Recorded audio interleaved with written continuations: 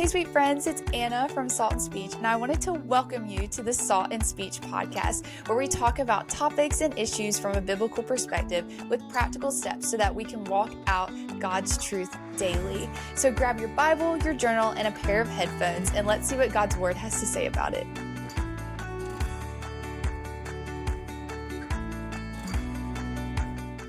Hey, sweet friends, welcome to the Salt and Speech podcast. I am Anna, your host, and today is such a fun day because one of my favorite people is here, and she is such a light. She's someone that is extremely life-giving and just someone I really admire. So welcome to the podcast, Kelyn Holman. Hey, thank you. Very excited to be here. Honored to be here. Oh, Get to be here with Anna again. I'm so excited that you're here, and I'm just going to kind of give people a brief overview of how we met. So, we both felt called to go and serve last summer at Kids Across America, which is a camp for underprivileged kids and inner city kids, and it's based in Missouri. So, it's out in the woods, and it takes basically an hour to drive and get anywhere worth going to. So, we were like out in the middle of nowhere. And so, technically we met on staff training week, which was right before camp started, but Kelyn ended up working the last half of camp. So there's like two halves you can work. And so she worked the second half. And so we really didn't become close until she got back. And so I remember like when she came back in July and we started talking and hanging out, and then just through like the culture of camp and how quickly you become friends, I was like, oh my gosh, I love this girl. But I think the thing that really pulled us close was on our 2-4s, which was our day off. Kelyn invited all of the girls to stay at her house, and it was so sweet. Your parents were so incredible. They cooked for us, they served us so well, and it was just such a place of just peace and rest. And Kelyn literally served us because it was her day off, but she was hosting us. And there were like 12 girls there at one time. Like it was a lot of girls. And Kelyn was like, what do you need? Can I help you? So Kelyn was just such a servant. And it was some of my favorite memories just being there with your family and just hanging out with everyone. It was so, so sweet. So thank you again for doing that. That was so Oh, kind. yeah. No, yeah, Oh, that time was a blessing for me too. Like going into camp, I was pretty nervous and um like I was so nervous about a bunch of things that I wasn't really even expecting friends. But the Lord, He supplies more than what we need or what we ask. And you guys coming over to my house was just kind of like that reflection moment of like, look what He did, look He provided more of. So super thankful I got to even meet you girls and have you all come back to the house. It was a very sweet time for sure. it was 100% a place of peace, and I will always cherish those memories. So, Kelyn, I want you to just kind of take a minute, introduce yourself, tell us some things about you, just whatever you want to share so that we kind of have a better picture of who you are. Yeah. So I'm a sophomore. I'm going to school in Springfield. Anna actually made me the sweatshirt that I'm wearing today. At Missouri State. I'm not there right now. I'm gonna transfer there pretty soon. But sophomore there, I grew up. As kind of Anna mentioned, a great family. The Lord blessed me with an amazing family that loves the Lord. And when I was about 15 is when my relationship with the Lord started to get more intentional on my side. Uh, just like wanting to actually make it not just something that my family does, but just making it more of my faith and my relationship with Him. But since starting college, the Lord has really grown my understanding and appreciation for the gospel and for what Jesus has done. And I have just seen this, like Him transform my view of Him and my relationship with Him since college started. And part of that has to do with camp. I know we're kind of get into it later today, but the Lord really worked and taught me a lot of things in that short amount of time with camp. So yeah, a little bit about me. Kelyn is awesome. If you can't tell, she Cool. is amazing, and I'm so, so grateful for her. So, on the topic of camp, I normally will do a little icebreaker for guests because I want people to get to know you a little bit more and your personality. So, of course, I have to ask this question, but what was your funniest memory from camp? Funniest memory. So, um, I don't remember what week. I thought it was the week that we were together, like whenever we were coast, but it might not have been. I don't really know for sure, but it was towards the end of camp, and all it was at night. All the girls had gone to bed, um, and it was like so dark. I think we had all the lights off. I don't even know, but it was super late. I was coming in. Um, I don't know if I was at a meeting or maybe it took a while to get all the girls to bed. So I was finally starting to get ready for bed myself, and I opened up the stall door, and one of our girls was asleep on the toilet, like leaned over, asleep on the toilet, and it scared me, and I like jumped back, and she woke up, and after I like collected myself, I was like, "Are you alright?" And she was like, "Yeah." Do you need anything? No. She got back up and got back into bed, and she was fine, but after I like calmed down from being scared, I like had to just like quiet myself from laughing so much. But that was pretty funny. Something I probably won't forget for a while. That's insane. That's insane. And Yeah, I mean it might have been the week we were coast, but I don't remember this yeah, story and I think it's yeah. hilarious. And I would have done the same thing. I would have been like, "What in the world is going on? What? Like what is Like I happening?" was not. I'm so tired already, and I opened it up. I'm like, what? Right. But yes, it Right. was At it was that pretty point in the funny. day, your brain is Yeah, fried. You're barely able yeah, to like get yourself ready for bed and you're like, "Somebody yeah. is asleep in the bathroom." What is It's like happening? this was not. They didn't prep us for this at staff training N- week. No. Uh, And such a fever dream atmosphere for sure. yeah, literally, Absolutely. literally. That's so Oh. funny. I think something important to note is that me and Kellen were co's, but there was only like 4 weeks, I guess, like in Mhm, each half of the summer, it was 4 weeks. So when Kellen came, it was like towards the end of summer. There was a few weeks that Kellen was there and she had different co's than me. Like we just never synced up, which was so sad. And I was like, I really want to be Kellen's co. And so towards the end of the summer, there was a couple weeks where I just kind of like took some for the team and leadership was kind of relying on me a little bit more. There was just kind of like some situations and I was like, it's okay, it's fine. And I'm kind of like older, I guess. So they were like, oh, it's fine. We can just whatever. But I was happy to do it and I was happy to help. But because of that, the women's director like showed up in my cabin like right after a group of girls had left. And she like busted open the door and she was like, Anna, who do you want your co to be for the last week of camp? And I was like, I get to choose because you never get to choose your co. And so mhm, I was baffled by that. And so, of course, I just sat there and I was like, Kellen, I want Kellen. And so she made it happen. And me and Kellen were co's for the very last week of camp. And it was mhm, literally the most life giving, sweet, precious week. So I could not be more grateful for mhm. the fact that we got to be co's. It was so sweet. Yes, it was a very, very sweet time. Like leaning on each other a lot. It was a good week. It was a good week. Yes.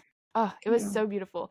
So, on the topic of camp and all that comes with that, we were really just talking recently about the topic that we wanted to talk about. And it's something that's very, very close to mine and your heart, and something that Jesus modeled for us and he was very passionate about. But it's serving. So, serving is kind of like I don't know, a hot topic in the midst of Christian culture. But there is a difference between serving from a place of trying to prove who you are and like prove something to people around you or to God and serving from a place of relationship. And so we've kind of talked about the difference of, Mary served from first going and sitting at the feet of Jesus, but Martha was so worried about things going on and how things looked that she served from like almost like trying to earn or prove something. And so there is such a difference there. And if we serve, like which we're called to, we want to serve with the right heart posture. So I really just admire the way that you served this summer. You served me, you served so many people. And it's clear that the Lord has really gripped your heart and shown you how to do this well. And so that's a really big part of the reason that you're here and that I wanted to have this conversation. So just going right into that, what is your heart for serving and how has God shaped that desire within you? Yeah. Um, I think I might have mentioned this earlier, but yeah, the Lord really, like when I came into camp to whenever I left camp, the Lord had to like redefine um, or kind of changed my view of serving, like changed my why for serving. Um, Kind of like big picture, like you were saying, yes, whenever Jesus was here on earth, he was the ultimate example. He set that example for us of humbly serving. He was secure in his relationship with the Lord, with the Father. Um, so he humbled himself. He's like, I came not to be served, but to serve. So he set that ultimate example for us of what serving looks like. So whenever we do serve, um, like after being very secure in our relationship with God, um, we're modeling what Jesus modeled for us. Um, and also like I think serving is almost interchangeable with love. Like serving is putting like love in action. People can say that they love you. People can say that they care about you, but you don't know that they love you. You don't know that they care about you until their actions show that.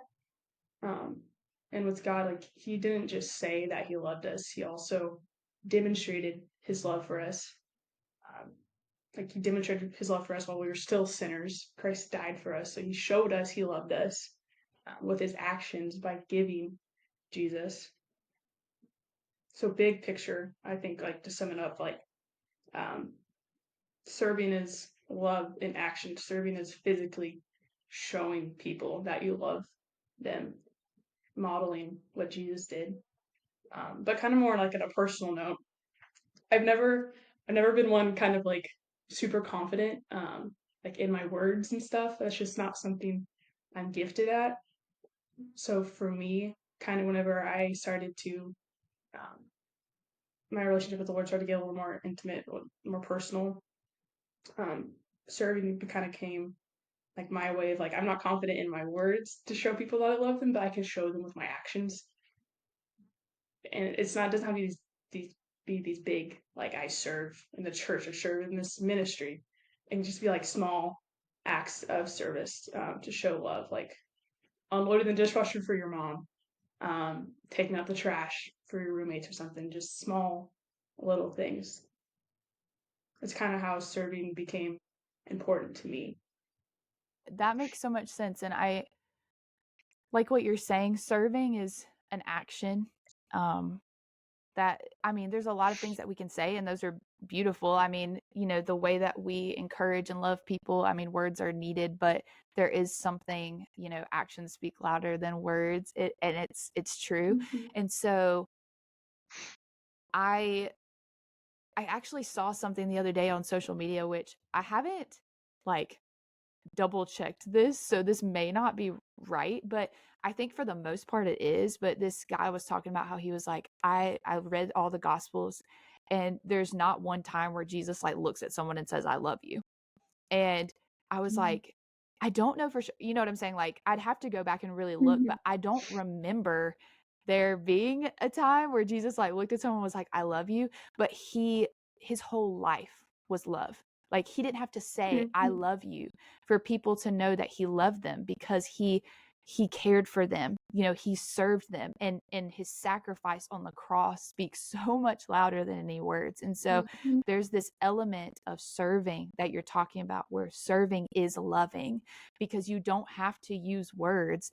You use your actions and you show people. And that's like why serving is so powerful, because going out and feeding the hungry and clothing those who don't have anything, and helping the orphans. Like, you could say, hey, I love you, but, they need things. Like, love to them is, hey, I have physical needs. These are ways that I need to be loved, to be shown love. And so through that is such a powerful testament to the Lord and how Jesus showcased love on earth. And so, no, I think that is absolutely beautiful. And you said that in such a beautiful way, because it doesn't have to be some grand thing. It can be, hey, let me help you with this chore, let me just Mm-hmm. serve where I'm at, whatever that looks like. So no, I think that's Mm-hmm. so beautiful. So along that line, which you've kind of started to talk about this, but what has God specifically taught you about serving?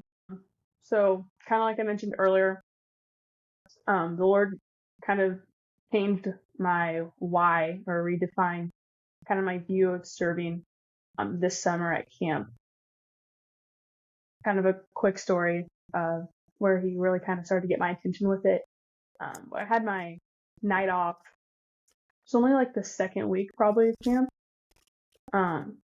But so I had my night off, had a few hours. My parents were gonna come up and pick me up from camp, and we were gonna go get dinner. And kind of with the start of, so I was still kind of in my first few weeks, like I said, of camp. So it was still stressful. I was kind of overwhelmed. I was figuring things out. I was worn out, just kind of overwhelmed. But I had my night off. Parents picked me up. Long story short, I broke out in hives like once I left camp.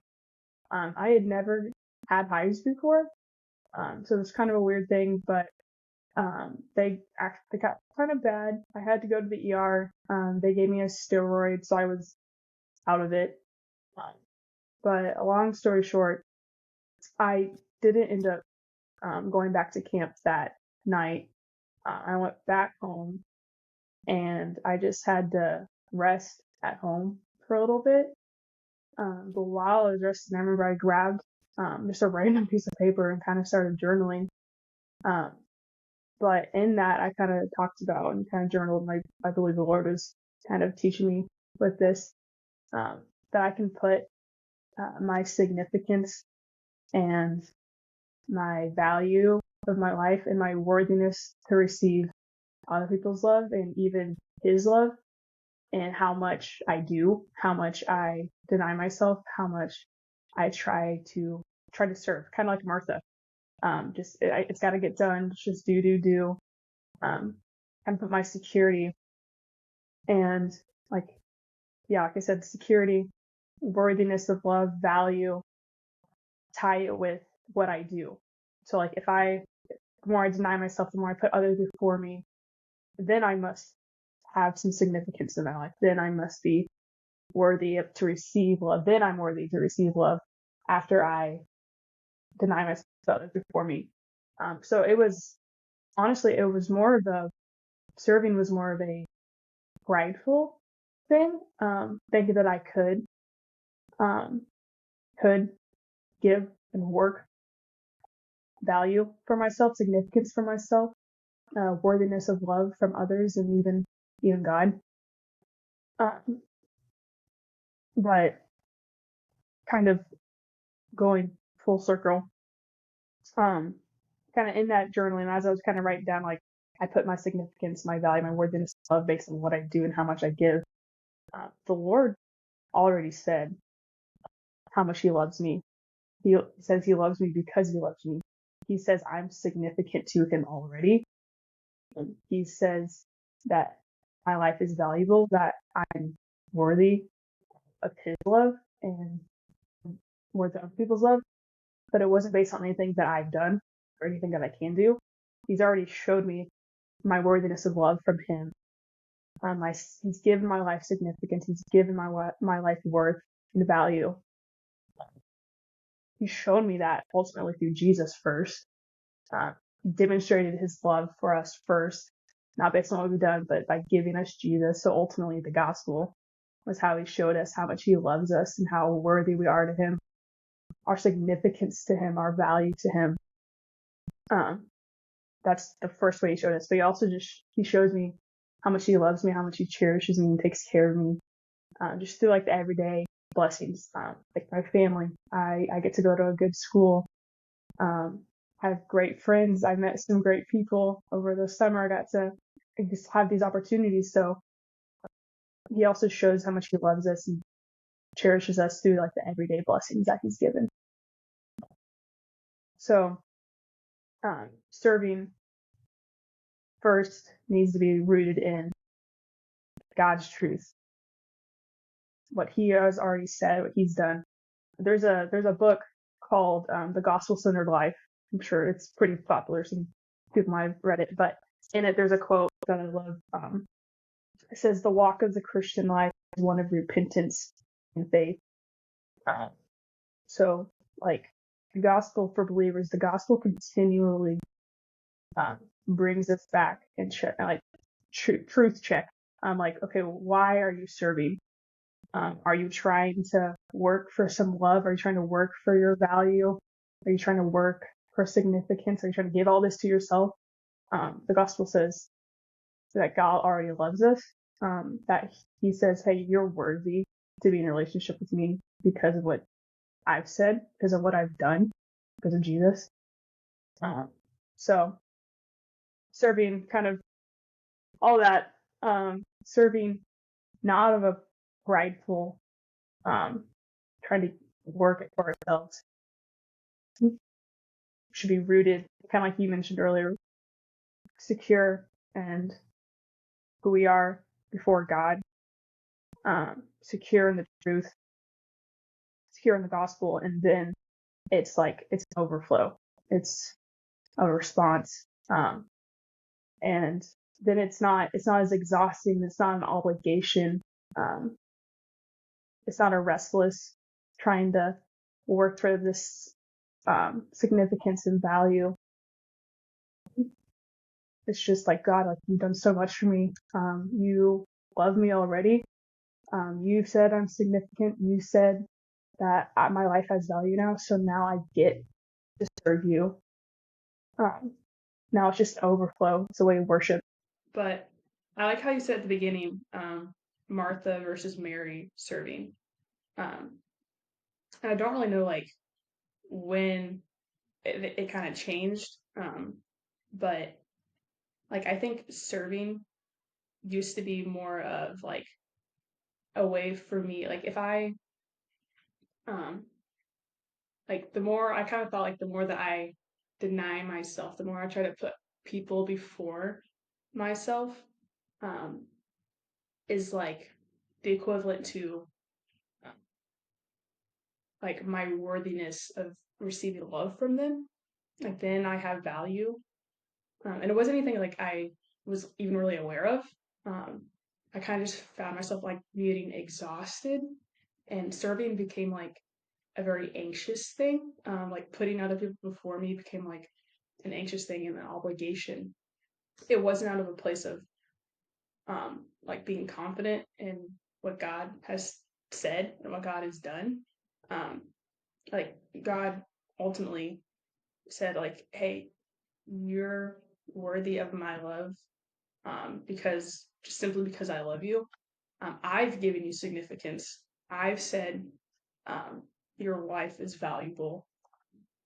I've given you purpose first, so you don't have to try to work for that." So it was more of like just a restless, anxious serving kind of. That kind of makes sense. Like I wasn't rooted in what like that God said that He loves me already, that He's given my life significance, that He's given me value. I don't have to try to work for that from Him, or try to work for that for other people. Like I don't have to exhaust myself because He's already said that He loves me. He's already said that He's given me value. He's already given me significance. That's so But good. yeah. And I think, it is that serving from relationship mentality of, Mm-hmm. until I understand who I am, until I understand the gospel and the fact that I can't Mm-hmm. earn this. Like I can't earn affection, I can't earn love, I can't earn salvation until we understand that and we get to the point where we simply say, wow, God, like you died for me because you love me. Like it wasn't because of Mm-hmm. anything that I did, and it's not because of anything that I am.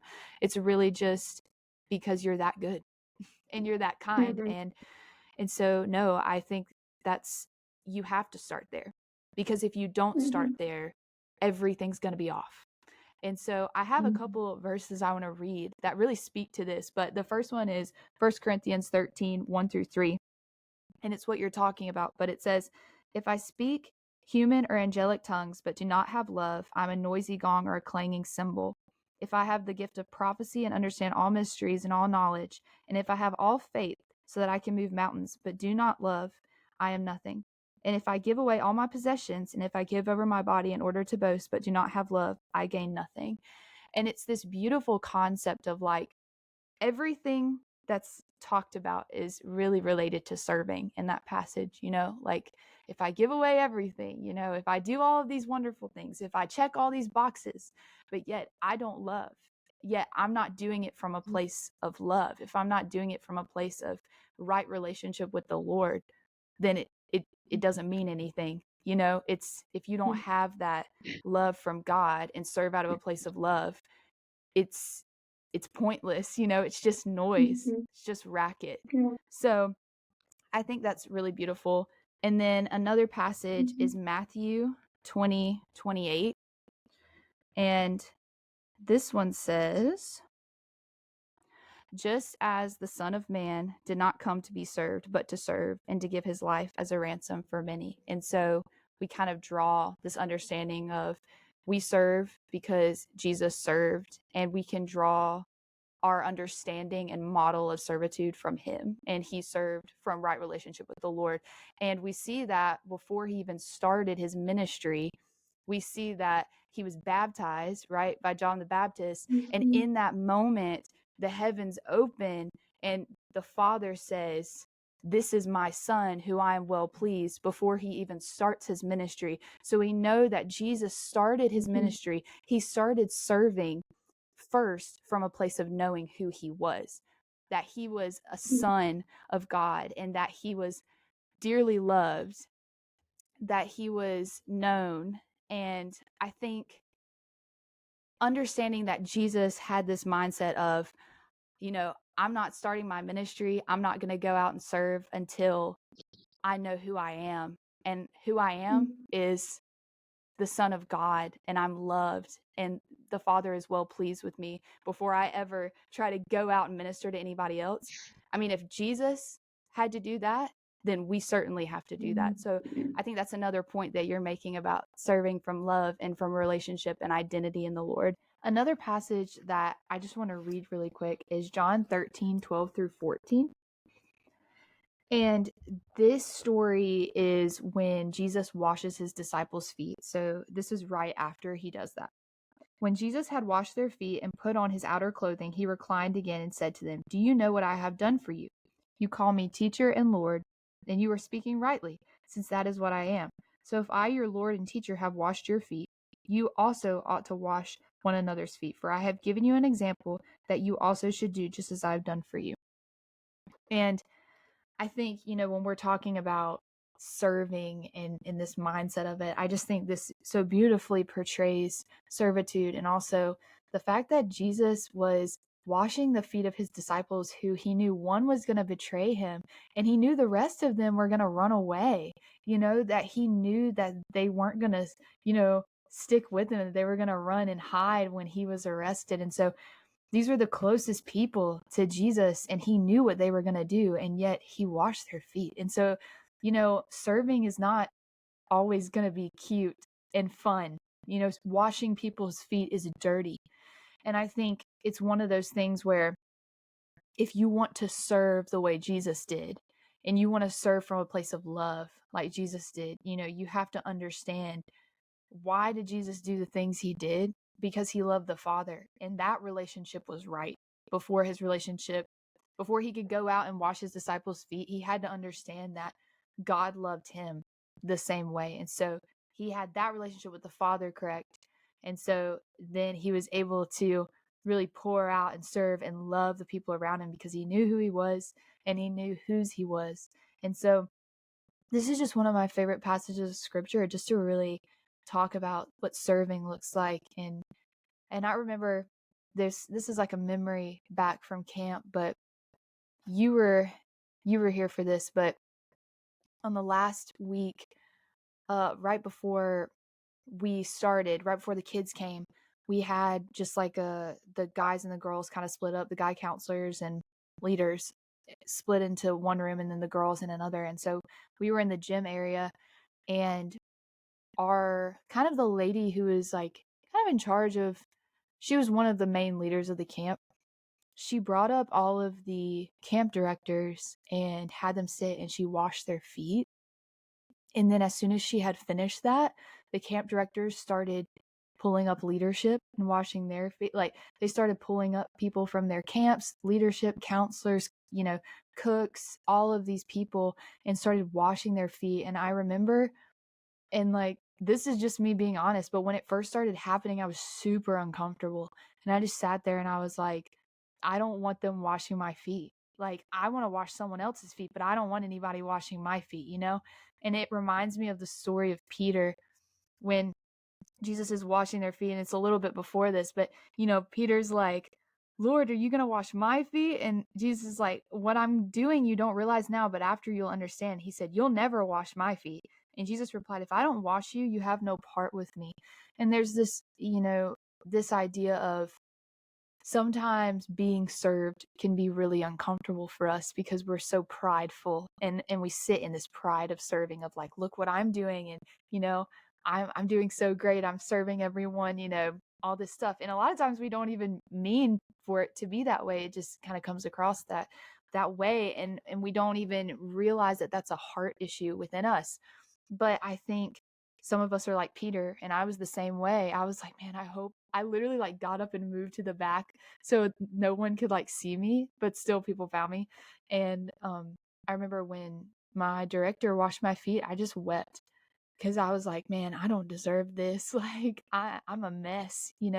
But that's how it is with the Lord. It's like we don't deserve salvation. We don't deserve the love that he gives us, but he gives it to us.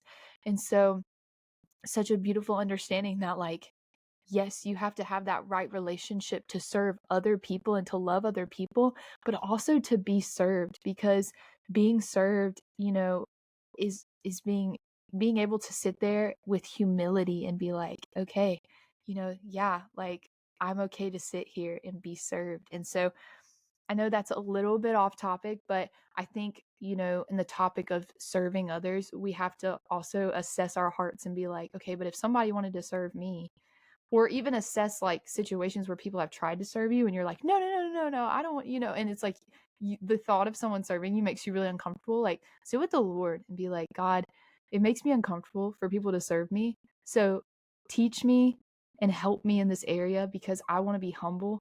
And I want, if people are going to serve me, like I want to be able to receive that just as well as when I know that I'm serving someone. So doing both of those things equally well is really important.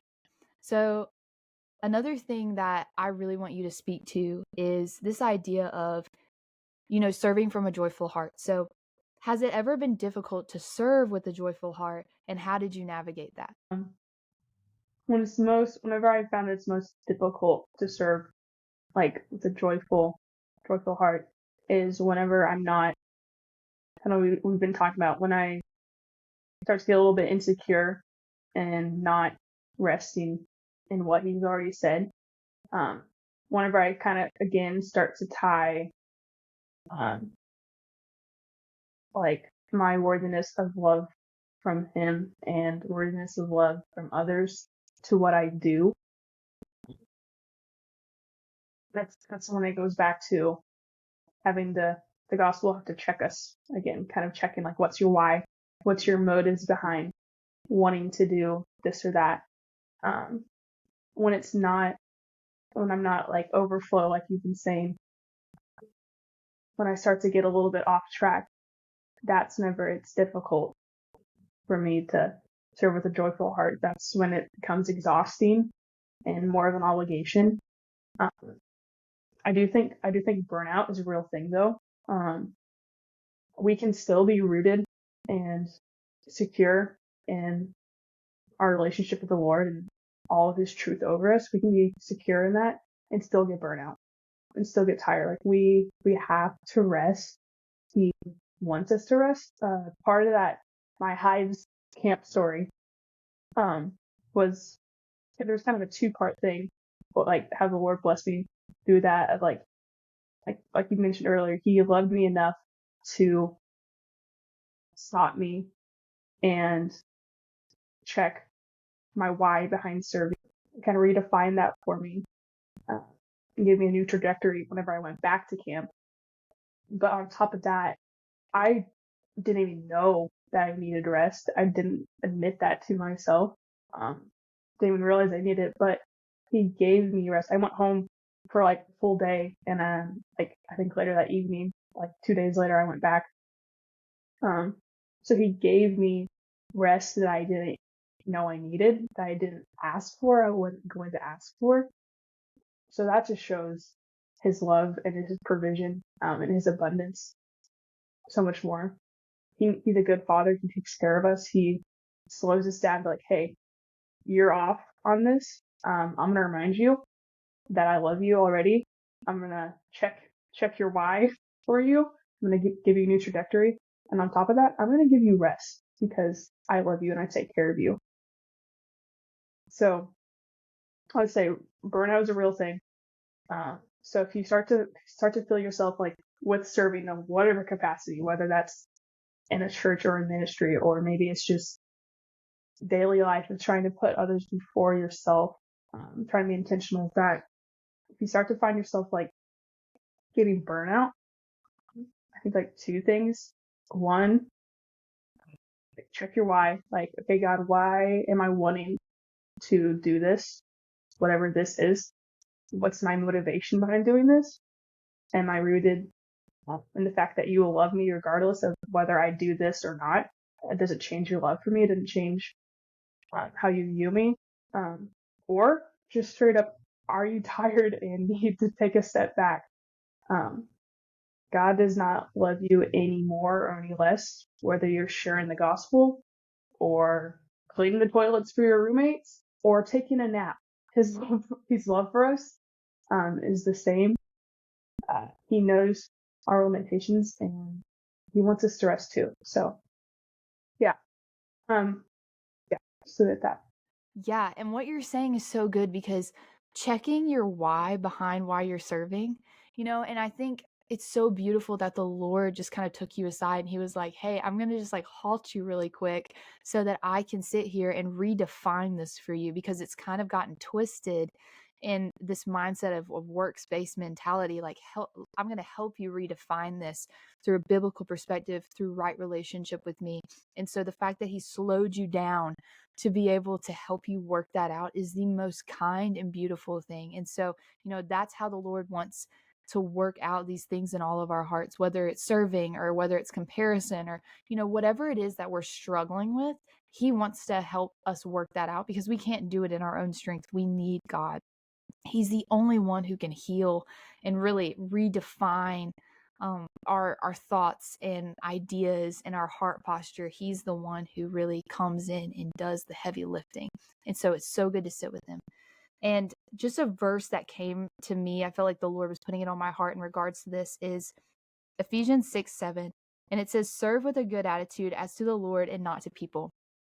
And I think this is such a key part of it because again, it goes back to relationship, but there's going to be a lot of times where you don't feel like serving, right? Especially when people are really mean to you or rude. And I experienced that this summer and I saw you experience that this summer, Kelyn. And it's one of those things where, there's moments of serving that are kind of like rainbows and sunshine. Like it's real, it's fun and everyone's having a good time. And, but a lot of times serving is just not, it's just not like that. And so, whenever you are in those really hard situations and you're struggling to serve with a joyful heart, this verse is so good because it talks about do as unto the Lord, not to people. And so, if there's someone you're struggling to serve and they're just being horrible to you, like just sit there and go, hey, I'm going to love them anyway and I'm going to serve them anyway. Not because they deserve it, not because I deserve it, but because I'm doing this unto the Lord. I'm doing this because I'm serving God. This is something that the Lord has asked me to do, and I'm going to be faithful in it, no matter what the cost, no matter what people think, no matter how people treat me, because I'm not doing this for man's approval. I'm doing it for God. And so really sitting in that space gives you a lot of security within serving.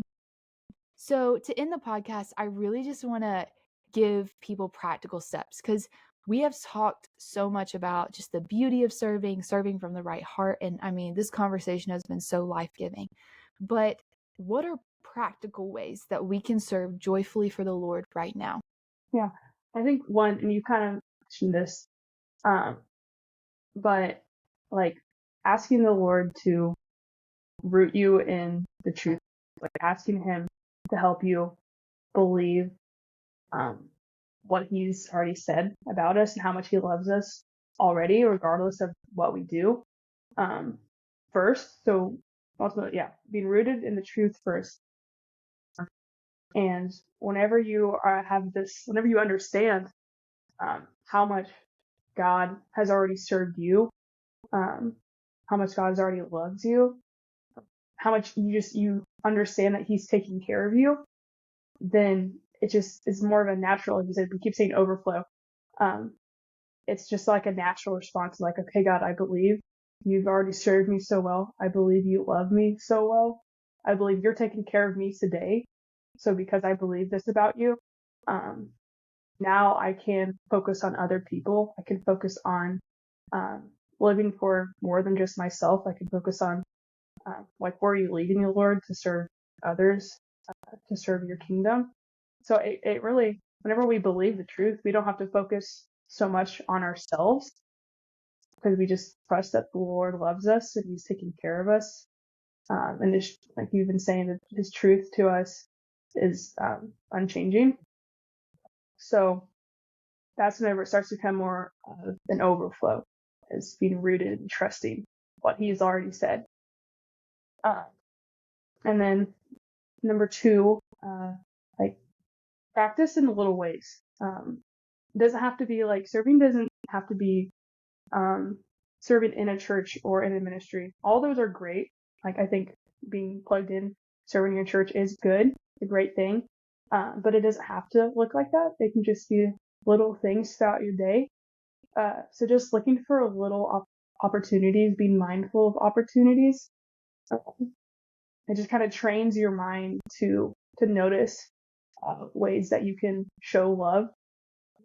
It can be little things, like we've kind of talked about, like taking the trash out for your roommates. A classmate has a rough day, do they kind of share that with you? Buy them a coffee. It doesn't have to be huge things. It can be little things.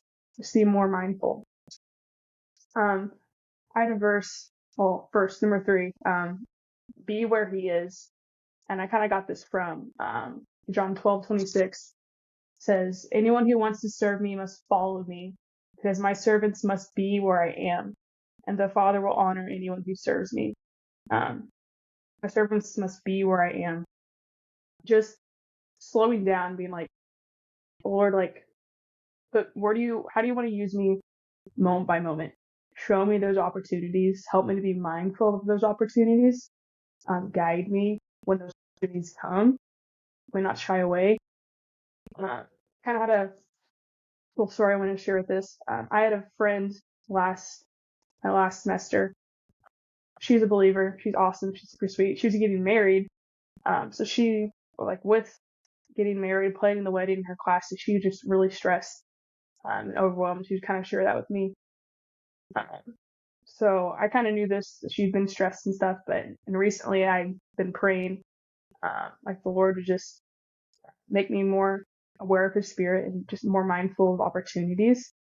And one day after class, she was telling me that she'd been overwhelmed, she'd been stressed, and I just asked her there. I was like, "Can I pray for you? Like, can we pray together right now?" And we did. And afterwards, she was like, "That meant so much to me because I had been asking the Lord to give me some encouragement." So that whole thing, that whole event that happened was a blessing for her because it was answered prayer. That the Lord gave her some encouragement. It was also a blessing for me because it was answered prayer that the Lord would make me more aware of His Spirit, like prompting me, hey, pray, ask her to pray for her.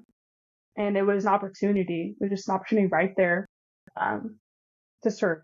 That's what serving could look like. It doesn't have to be a big grand gesture all the time. Just being present in the moment. And then last one was every time we serve, no matter what it looks like, serving as in just putting other people before us. I like kind of, we all talked about the overflow. Every time we serve, we get to remind ourselves of how Jesus has served us first. So whenever it does get hard, whenever is inconvenient to us maybe, or it's difficult, or the person that we're trying to serve is difficult to love. When we remind ourselves of how much Jesus has already served us, then it's easier to do those things. We get to remind ourselves of the gospel every time we serve. Yeah, I had one more verse that went with kind of that last step. But it was Romans 12:11. And so, dear brothers and sisters, I plead with you to give your bodies to God because of all he's done for you. Let them be a living and holy sacrifice, the kind you will find acceptable. This is truly the way to worship him. So, after acknowledging what God has done for us already, just being like, okay, God, thank you so much for what you've done. I believe this. How can I serve you today? How can I be intentional just moment by moment and try to put other people before me? Try to live for your kingdom today. But yeah, I'm definitely not perfect at any of this stuff at all. Like the Lord is still having to check kind of my why and bring me back to, hey, like what's your motivation behind doing this? I'm definitely not perfect at all. These are just some things that the Lord has taught me and is still teaching me. But yeah. Yes.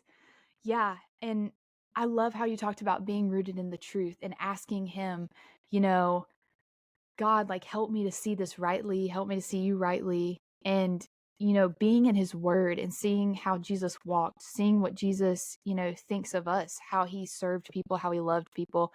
And really just, again, like we talked about before, it's the overflow. It's, you know, going into the quiet place and the secret place with the Lord and asking him these questions and really getting to know the Lord and his character. And then from what he pours into your heart, for what he shares and what he speaks, then you outpour that into all the people around you, into serving.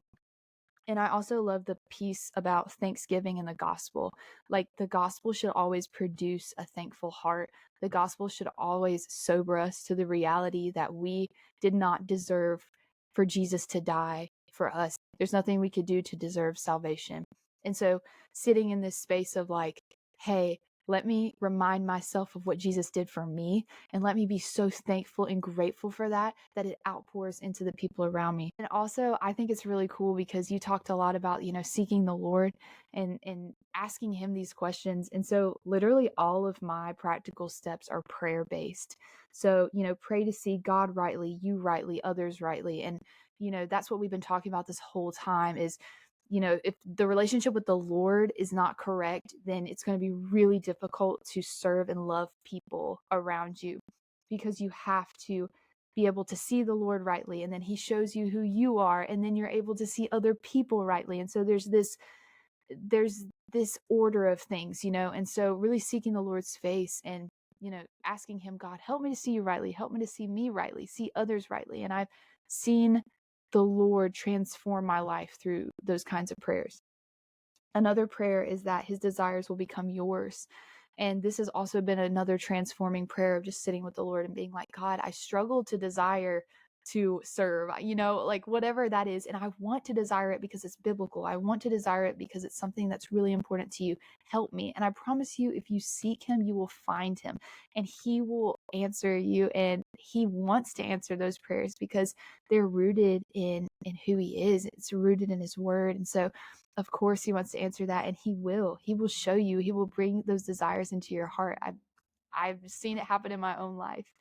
And then lastly, pray that your heart will break for what his breaks for. And this is not an easy prayer to pray, but whenever I've prayed this prayer, it has been something where the Lord has started to open my eyes to things around me that I just either was ignorant to or just didn't want to see. Things in my community and people hurting and things going on. And he really just lit a fire in my heart to be like, hey, there's a mission field where you're at. Be where your feet are and serve and love the people in your community.